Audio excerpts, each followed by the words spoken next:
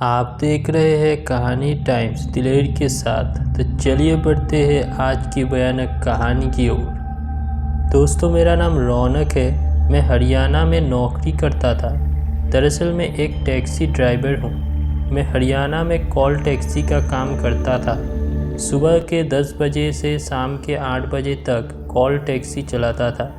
लेकिन एक रात ऐसी डरावनी घटना घटी मेरे साथ कि मैंने कॉल टैक्सी का काम बीच में ही छोड़ दिया। तो आखिर क्या हुआ था मेरे साथ, जानने के लिए कहानी को अंत तक सुने।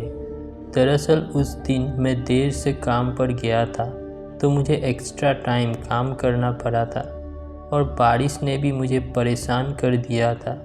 लगभग पूरे दिन बारिश के कारण टैक्सी में कस्टमरों की बहुत कमी थी। मैं 2-3 भाड़ा मारकर चाय के दुकान पर जाके रुक गया और मैंने गाड़ी को साइड लगा दिया, क्योंकि गाड़ी का वाइपर ख़राब हो गया था, जिससे मुझे बारिश में गाड़ी चलाने में बहुत दिक्कत हो रहा था।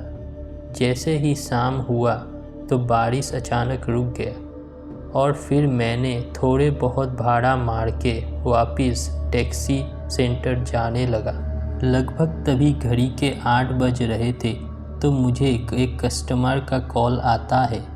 मैंने हेलो किया तो सामने से भारी आवाज़ में कस्टमर बोला, हेलो कॉल टैक्सी, मुझे NH55 के पास में बने न्यू होटल रिज्यूम से पिक करने 10 बजे आना। तो मैं सोचते हुए उसे बोला कि मैं 8 बजे के बाद भाड़ा नहीं मारता, आप दूसरा टैक्सी बुला लीजिए। तो कस्टमर मुझे बोला, प्लीज़ इमरजेंसी है, मुझे 11 बजे घर पहुंचना है, आप भाड़ा डबल लीजिएगा।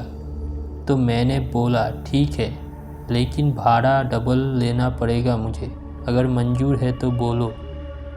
तो कस्टमर बोला ठीक है। तो भाड़ा फाइनल होने के बाद मैं उसके बताए हुए वक्त पर होटल रिज्यूम में पहुंचा।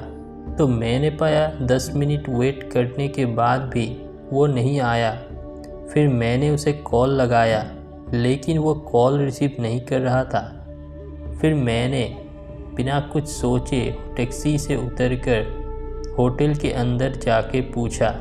तो वहाँ पे एक मैनेजर था, जिसे मैंने पूछा कि क्या आपके गेस्ट में से किसी को कहीं इमरजेंसी जाना है। तो उसने बताया कि नहीं, हमारे रजिस्टर में ऐसा किसी ने नहीं कहा कि किसी को कहीं जाना हो। फिर मैं होटल से बाहर आया और यही सोच ही रहा था कि मैंने टैक्सी का दरवाज़ा खोला तो पीछे की सीट पे कोई बैठा था। मैं उसे देख पहले तो डर गया, लेकिन फिर उसने बताया कि मैं ही वही कस्टमर हूँ जिसने आपको फ़ोन किया था। मैं फिर उससे पूछा कि कहाँ जाना है आपको। तो उसने जो बताया उससे मेरे होश उड़ गए। दरअसल उसने बताया कि मुझे जंगल जाना है, जो NH55 के पास है। मैंने पूछा क्या आपको कहाँ जाना है। तो कस्टमर ने दोबारा बोला जंगल, जो NH55 के पुराने ब्रिज से जाता है। मैं घबरा गया, क्योंकि उस ब्रिज से रात को जाना बहुत ही ज़्यादा खतरनाक था। मैं डरते हुए बोला, अरे वहाँ क्यों जाना है आपको। तो उसने बताया कि मुझे किसी से मिलने जाना है। फिर मैंने टैक्सी स्टार्ट की और वहाँ जाने लगा। मैं ही सोच रहा था कि उस ब्रिज पे कोई अनहोनी ना हो। तभी थोड़ी दूर मुझे वो ब्रिज दिखाई देने लगा। मेरी धड़कन अचानक बहुत तेज हो गई। मैंने जैसे ही टैक्सी ब्रिज में उठाया तो मानो कि कोई शैतान सा जाग गया हो। हवा में कुछ अलग सा ही माहौल हो गया हो। मेरी नज़र बस इधर उधर ही जा रही थी। फिर उस पैसेंजर ने अचानक मुझे कहा कि भाई साहब, सब कुछ ठीक है ना। मैं एकदम से बोला, हाँ हाँ सब कुछ ठीक है, बस ब्रिज में ख़त्म होने वाली है। ब्रिज से उतरकर मैं जंगल के पास पहुंच गया था। तो वो पैसेंजर बोली, भाई साहब यही रोक दो, मैं 15 मिनट में आता हूँ, तुम यही रुकना। मैंने कहा ठीक है मैडम, मैं ही इंतज़ार करता हूँ। तो पैसेंजर उतरकर जंगल की ओर जा रही थी और जब वो मेरे हेडलाइट के पास से गुजरा तो मैंने जो नज़ारा देखा वो देख के तो मेरी हालत ख़राब हो गई। मैंने देखा कि उसके पाँव उल्टे और उसकी कोई परछाई नहीं थी। मैं ये देख टैक्सी घुमाने लगा और जैसे ही मैंने आगे जाने लगा तो वही पैसेंजर मुझे सामने रोड पे दिखाई दी। वो मुझे देख हंस रही थी और मुंह से कहने लगी, अगर तुम मुझे बिना लिए यहाँ से गए तो मैं तुम्हें यही मार दूँगी। फिर मैंने टैक्सी रफ्तार से भगा दिया। मैं जाते जाते मिरर पे देखा तो वो पैसेंजर सड़क पे बैठी हुई मुस्कुरा रही थी और अचानक वो कहीं गायब हो गई। ये देख मेरे मन ही मन सोचा कि पता नहीं किस चीज़ से मेरा पाला पड़ गया है। इतने में मैं ब्रिज पहुंच गया। मैं डरते हुए जा रहा था ब्रिज से। मैं ब्रिज से बड़े रफ्तार में जा रहा था। उस टाइम मेरे दिमाग सिर्फ एक ही बात सोच रही थी कि जल्दी यहाँ से निकला जाए। लेकिन मुझे क्या पता था कि ये पिशाच से पीछा छुड़ाना इतना आसान नहीं है।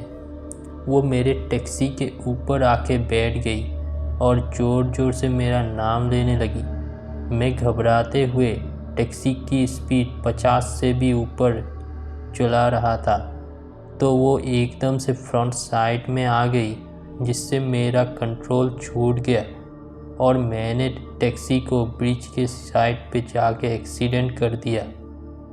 थोड़ी देर बाद जब मुझे होश आया तब मैंने पाया कि वो पिशाच मेरे हाथ से खून चूस रही थी। मैंने उसे रोड दे के मारा और ब्रिज पर भागने लगा। भागते भागते मैं किनारे पहुंच गया तो मुझे लगा कि मेरी जान बच गई। तभी वो पिशाच मेरे पैर पकड़कर मुझे जोर से ज़मीन पर पटक दिया और मेरे ऊपर चढ़कर गर्दन से खून चूसने रही। लेकिन मैंने उसे जैसे तैसे हटाया और दोबारा भागने लगा। फिर मुझे सामने एक शिवलिंग दिखाई दी। मैं शिवलिंग के पास दौड़ा चला गया और वहाँ से एक त्रिशूल को उठाया और उस शिव जी का नाम लेके उस त्रिशूल को उस पिशाचिनी के सीने में घोंप दिया, जिससे वो पिशाचिनी वही जलकर मर गई और मैं वही बेहोश हो गया था। जब मेरी आंखें खोली तो मैंने खुद को हॉस्पिटल में पाया और मेरे परिवार वाले मेरे पास ही बैठे थे। मैंने उनसे कल रात की सारी घटनाएं बताया और फिर मैंने कॉल टैक्सी का काम छोड़ दिया। उस भयानक रात के बारे में जब भी मुझे याद आती है तो मेरी रातों की नींद ही उड़ जाती है और उस पिशाचिनी का चेहरा मेरे जीवन भर मुझे याद रहेगा। तो दोस्तों, कैसी लगी आपको रौनक की ये कहानी? अगर आपके पास भी ऐसी कोई कहानी हो तो कमेंट में अपनी कहानी शेयर करना और वीडियो अच्छा लगा हो तो लाइक सब्सक्राइब भी करके जाना और बेल आइकन भी बजा देना, जिससे हमारी वीडियो सबसे पहले आप तक पहुंची। तो चलिए मिलते हैं अगले वीडियो में। जय हिंद।